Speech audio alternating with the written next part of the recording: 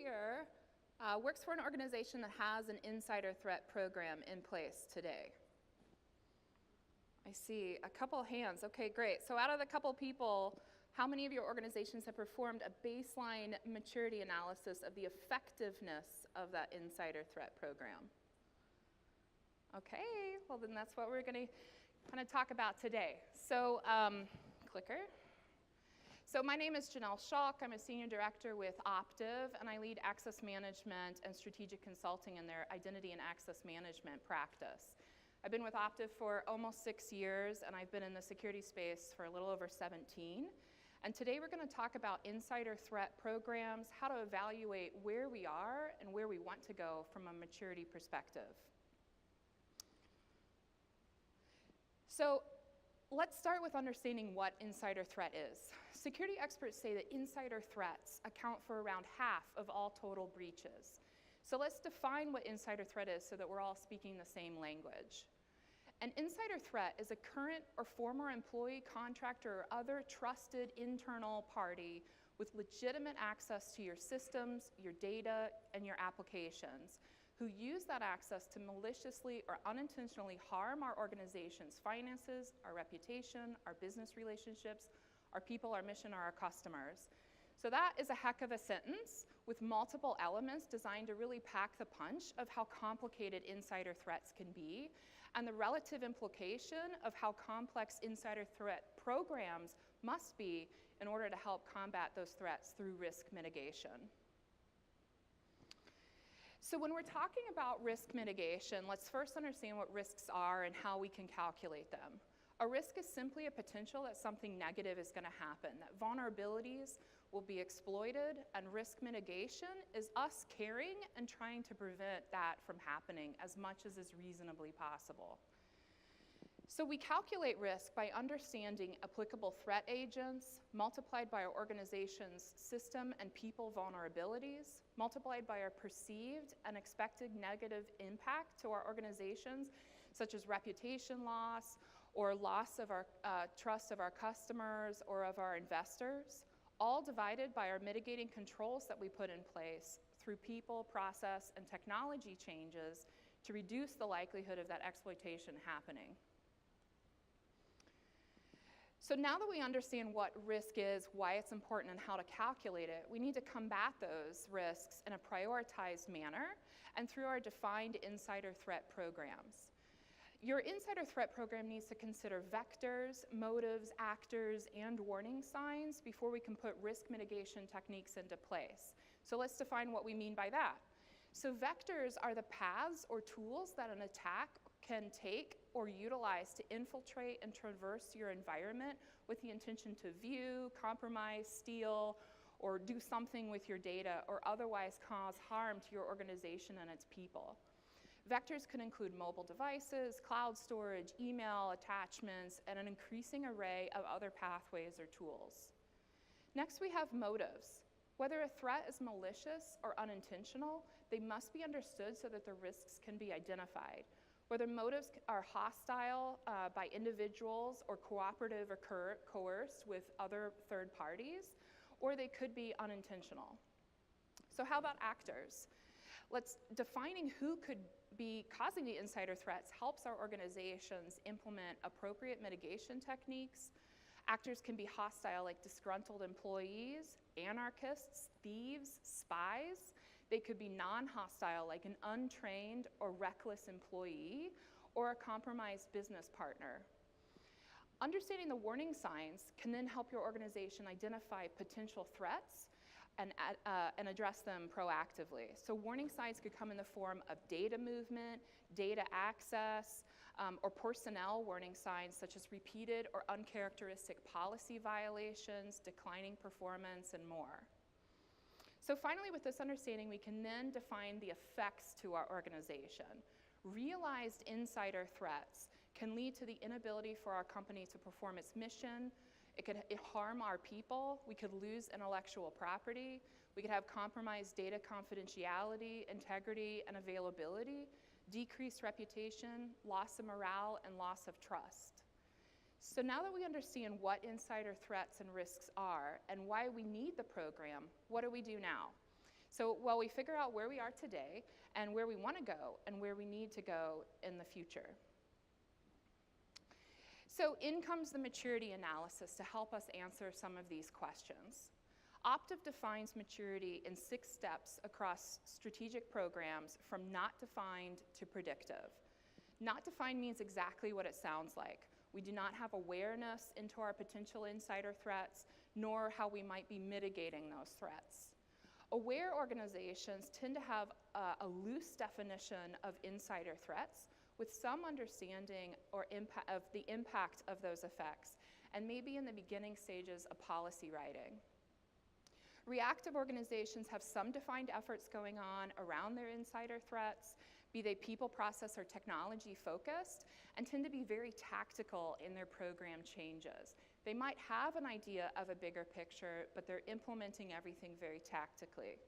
Sometimes in a very decentralized way as well, where you have business units implementing different types of things to address point issues that they have. Adaptive organizations are starting to think strategically. They have policies and procedures enacted. The people understand what they are and why they exist, and they're getting some supporting technology controls in place.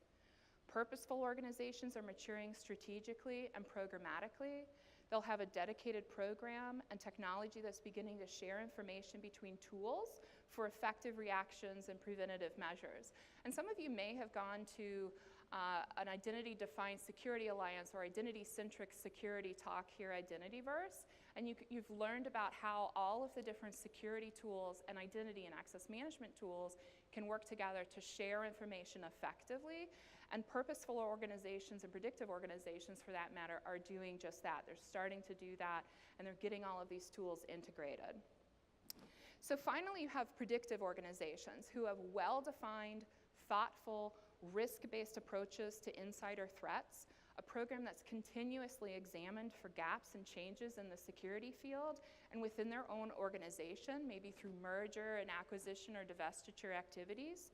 They have dashboards that show their executive stakeholders and their steering committees the baseline metrics, where they are today, where they want to go in the future, and break it down at the programmatic level. And they have statuses on everything that they're continuously working on, increasing their maturity beyond its current bounds.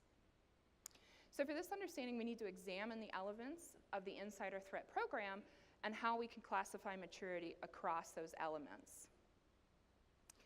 So Optiv breaks down insider threat programs, the insider threat program into 7 different pillars, each with the designated major use cases or functions that are aligned to each different pillar. That can then be further broken down into maturity components, which will in turn drive needed actions, both against company goals as well as against industry norms. So the insider threat program at Optiv has these 7 pillars, and each with their own components. We start with the insider threat program component itself, which is really the foundational layer of your insider threat program, as it would make sense to do. This is your plan, build, run activities associated with your program. You're going to have executive stakeholders, subject matter experts, your steering committee. They're going to understand and be defining what your actual vision is for your insider threat program. And not necessarily the fine-grained details of how you're going to get there, but they're going to have some priorities. They're going to understand this year, this fiscal year, we need to do something to address some of these pain points, whether they're audit findings, whether they're things that the business is coming to them to do, or whatever it is that is coming up with these ideas. Beyond that, we start getting into some of the more technical pillars of insider threat program. We have governance, so we have data protection policies and standards, understanding what is our data, where does it live, and how do we need to protect it. And that involves communicating with our end users, all of our different internal user types, and making sure that they understand and have buy-in into these policies and standards and procedures. Access governance is something that you might typically think of as being within identity and access management, which is that last pillar on the bottom right, and we'll get to in a couple minutes. But we've broken it out and put it into the governance pillar because that's really where it belongs when we're thinking about your holistic insider threat program. It's what access people have, the entitlements, the permissions, what they're authorized to do. and why they are authorized to do that. Is that appropriate for the functions that they're performing for our organization? Data classification. Do you have public, private, classified, confidential data? And what does that look like from a VLAN or a network segmentation standpoint? What does it look like for our confidentiality, integrity, and availability requirements for that data? And how can that apply from a risk mitigation perspective? With risk and vulnerability management, we have risk cataloging. We're going to go through all those exercises to define what our risks are. We need to make sure that we're storing them in a way and managing them in a centralized way that makes sense for our organization. Active risk monitoring, what's happening with those risks, what should we be doing, how should we be reacting to them, or what preventative controls should we be putting in place. AppSec analysis, so what's happening with our applications, whether they're commercial products, homegrown products. Do they have vulnerabilities that we need to be aware of and need to put mitigating controls in place to help augment? And then pen testing and red teams. So really, let's find the holes, let's do the analysis, let's see how far we can get. If we have a single exposed credential on a single server, how far across your enterprise can we get with that one credential? Intelligence and analytics. We have behavioral programs as well as user and credential behaviors.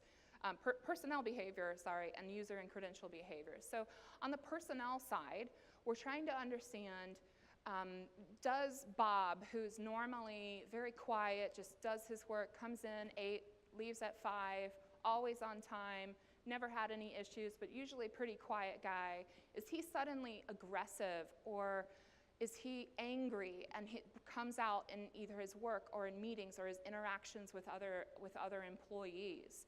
Do we have Mary, who's normally very outgoing and boisterous, and suddenly she's very sullen and quiet? Is there something that we have within the organization to really understand, one, identify folks that may be having trouble, either personally or within the company for whatever reason, and what do those programs look like? So one example from a customer perspective is the idea of see something, say something. So we're all probably customers of trains and airports. You see the signs, you listen to them always saying, see something, say something. That's really a behavioral program in the works, right? But a lot of organizations can have something similar. You can also have an employee helpline, either for yourself or to say, perhaps anonymously, I think Mary might be struggling with something. Can someone maybe reach out to her and see if there's something that we could help address? This helps prevent maybe unintentional mistakes happening from being distracted about other things that are happening, or perhaps malicious activities from taking place as well if someone's very disgruntled or angry about whatever's happening in the workplace or in their lives. The user credential behavior analytics, we want to have maturity across understanding what our users' normal activities are, what our data's, with the data analytics, what our data's patterns normally are. Do we have people logging in at times that don't make sense for the function that they're performing for the organization, or that's against the established pattern of all of the information that we've, the pattern information that we've gathered on and the analysis that we've done for these folks? Can we then put in reactive or preventative controls such as step-up authentication or blocking what they're doing, or at least alerting on some of the activities that they're doing? In security operations, we break it down into network security, activity aggregation, visibility, and alerting. Of course, that can be your SIM, understanding and getting all of the logs, not just being in listen-only mode, which so many organizations still are really just listening, gathering logs, aggregating those logs.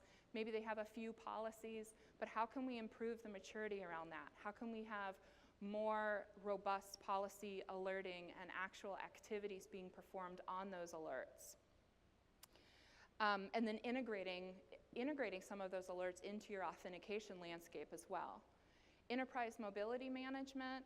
So it's 2018, everybody has a bazillion different mobile devices, different devices that we have all of our company information on a lot of times. How do we understand what those devices are, the data that's stored on them, and how that data might be accessed and shared? data loss prevention.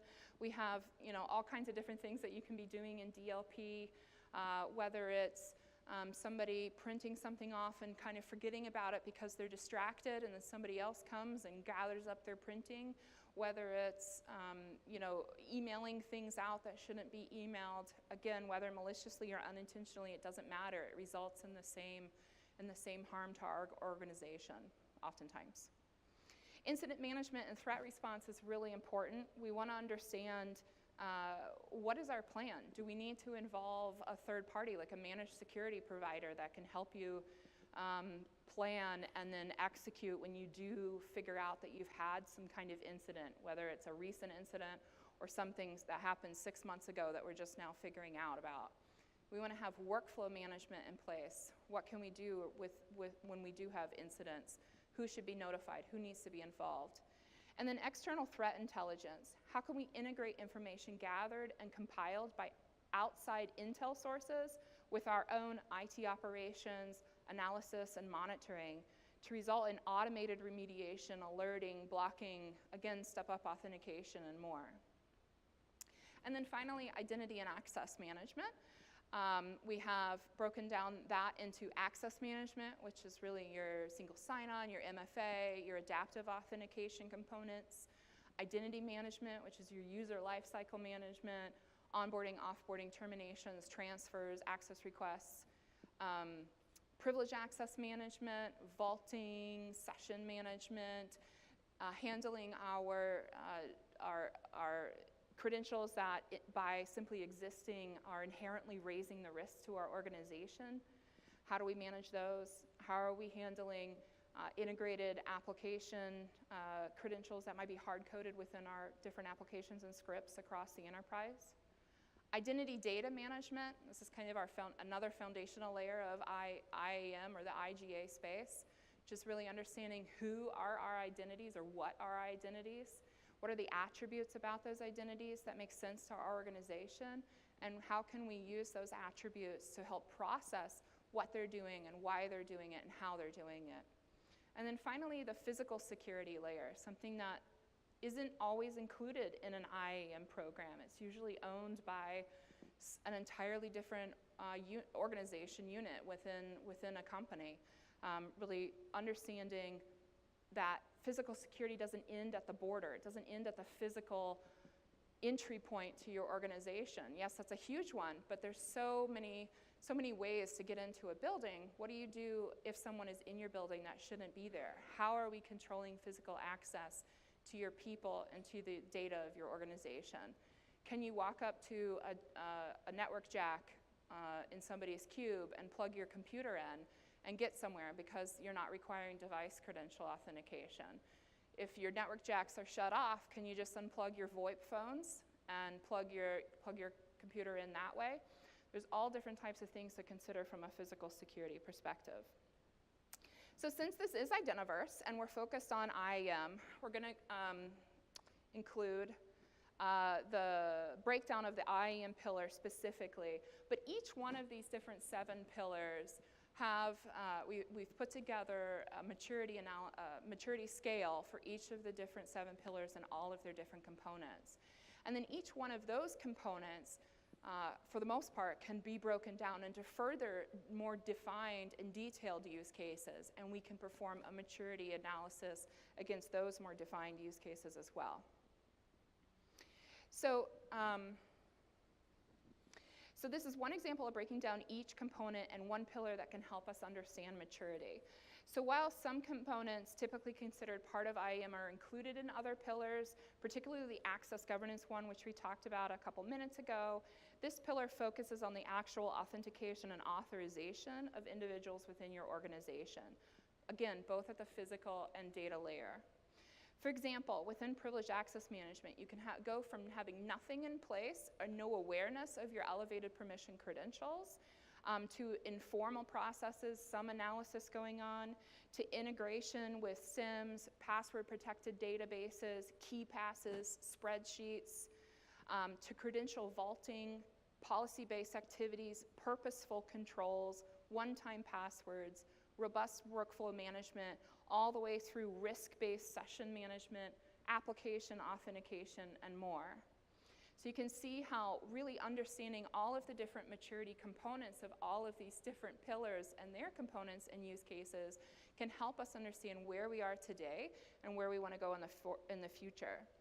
So for example, the identity management component here can be further broken down. Again, we can go into user onboarding, access requests, transfers, terminations, each with their own layer of maturity. So we can get as granular as we want to get. So by understanding where your organization is from a maturity perspective, you can then set out to strategically and programmatically increase your maturity over time with defined end goals in mind.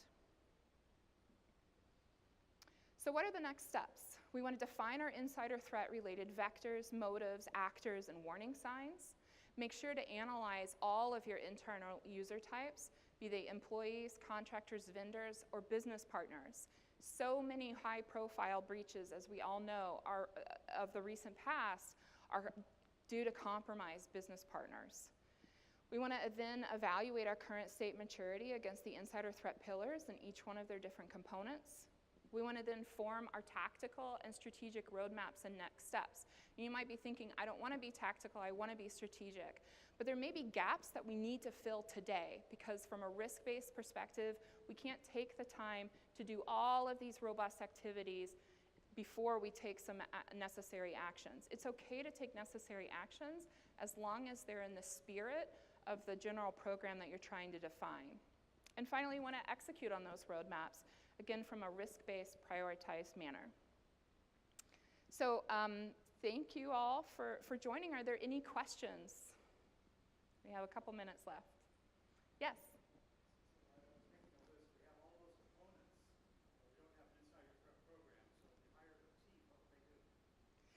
So a team for the insider threat? Well, the idea with insider threat programs aren't that you're necessarily instantiating or hiring a whole bunch of people to manage that insider threat program.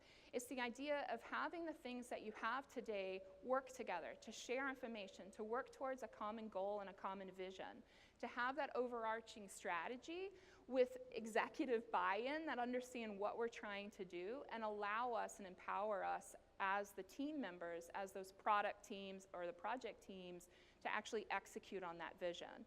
Now, that doesn't mean that you're going to have every single component that's up there. Maybe you don't need some of them. Maybe you've reviewed it and you feel like, no, we're pretty good with what we have. We just need to figure out how to share our information more effectively across each of these different things. So say you have a firewall, say you have an IGA solution, say you have a multi-factor solution, and then say you have a SIM. But none of them are communicating together except, none of them might be communicating together. In most organizations, they're truly not. But if we can integrate those and make those talk to each other, we can share information, we can make real-time decisions about what's happening within our network and to our data and possibly to our people, and be making more informed decisions around that. Does that help answer that question? Great. Any other questions? Yes? So the anecdotes I've heard, like you do email and chat and listening, right? Those servers and files. Sure. But in some cases, those people and HR said that they shouldn't. They're other countries, other languages, other laws. Is that a big concern? You don't do enough to do employees? Yeah, that's really interesting. So when you're talking about, there's a couple different things that you mentioned. One was from like a law perspective or a language perspective. I mean, I think that's something that your different HR and your legal teams and your business can really help understand. Are you a global organization? Does some word in French mean something totally different in English, just for example? Having awareness into that. But also, we need to take an eye on privacy. If you are monitoring every single thing that's going on, you're monitoring chats, which most people tend to feel are fairly private, and then you take that beyond the bounds of US. In the US, we don't care anything about privacy here. Holistically, we generally don't. But when you have a global organization or you have customers that are outside of the US, privacy is a huge concern that's taken much, much more seriously than it is in the US. And so we need to understand from a legal perspective, whether we're actually even able to do some of that chat monitoring to begin with. If you have policies and procedures that say anything that you communicate is considered company information, we can be monitoring what you're doing, lots of organizations have stuff like that. How are you making those people aware? What kind of precedent are you setting for them around the types of communication that are appropriate? Are you then kind of empowering people to make maybe anonymous suggestions that maybe it's okay to let off some steam sometimes, but maybe it's not okay when it's actually towards an individual or something. I mean, I think you have lots of different ways to answer that question, but it's something that you definitely want to work with your legal team and your human resources team to actually really understand, is what we're doing even legal in the countries that we're doing it in, and then what is the purpose of what we're trying to do, and how can we really do this with the best for our people as well as our organization in mind? It's a good question. It's hard to answer. Any other questions? Okay, well, thanks very much for joining me today. And thank you.